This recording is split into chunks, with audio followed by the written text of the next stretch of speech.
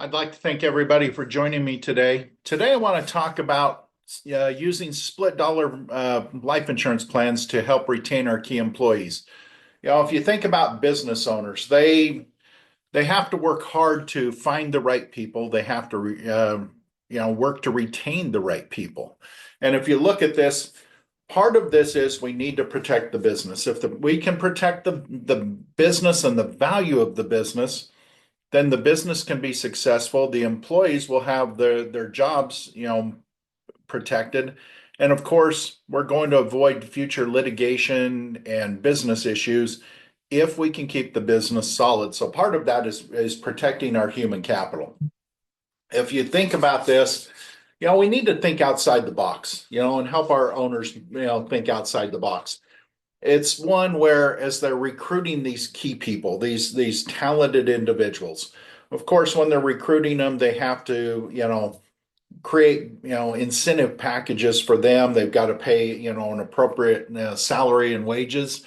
And that compensation arrangement, it helps to be unique. And it helps to be unique in a way that incentivizes that individual, but also helps them stay for the long term and have that long term vision. So if it's just one where you're offering them a salary, you're offering them a 401k, guess what? Everybody can offer those things and somebody can outbid you for that individual. So it's one, if we think outside the box, we're going to do a little bit better. What I like to ask the question to business owners, would you consider a meaningful benefit to an employee that would also allow you to recover the costs later? And think about that. Can we recover the costs later by at the same time providing this type of a benefit? The answer is yes. So let's look at, the split dollar loan and what this can do for us. So in this situation, the employee is going to own the life insurance policy. Now, the employer is going to provide the funding for that policy. They're going to loan the money to the employee for the premiums. And now the IRS, and this is the rules that came back, have been around for over 20 years. It cannot be an interest-free loan. We have to account for that loan interest. The loan interest has to be at least the applicable federal rate, that's required by the IRS. But this is a nice way to provide a loan. And if you think about this, a loan's not taxable. So now we're providing a benefit to the employees that does not generate additional tax to the employee. Repayment of the loan is secured by a collateral assignment. That's no different than if you have a house and you have a mortgage, that mortgage is the collateral assignment for the home.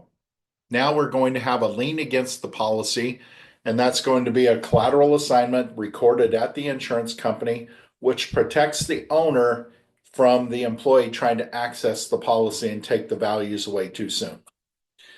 Of course, I said there's no income tax or income tax deduction in this case other than the interest component. So let's look at how this sets up. So we get, as the employer, they're going to pay premiums to the insurance company on behalf of the key employee. The policy is going to be issued to the key employee. The employer is going to be the payor of that policy, and we're going to treat that as a loan. Now, as a loan, we know with every loan, we have to eventually repay this loan. When do we repay this? Well, this is the beauty of this. This is a non-qualified plan. We've selected the key employees that we want to benefit.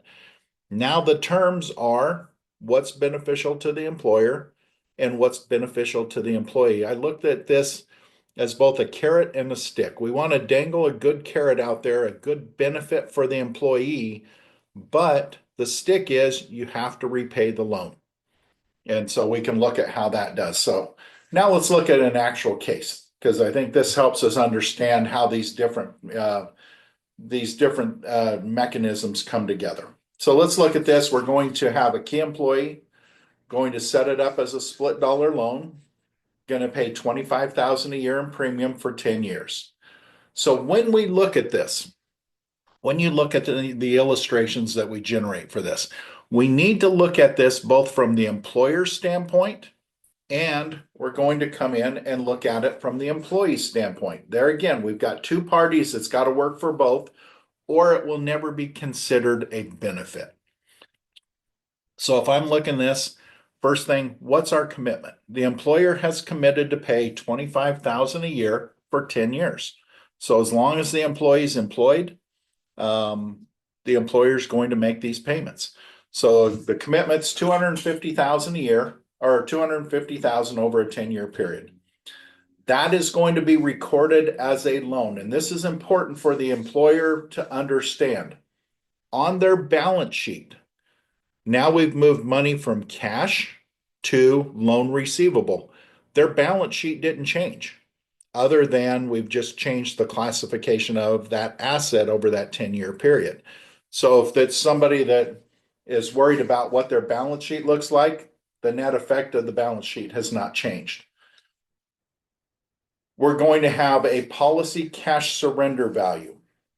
Now, if you look at this, the policy cash surrender value for this 14-year period is reflected, the majority of that is reflected on the employer side of the ledger, because that's part of that collateral assignment to make sure the employer gets repaid on the loan.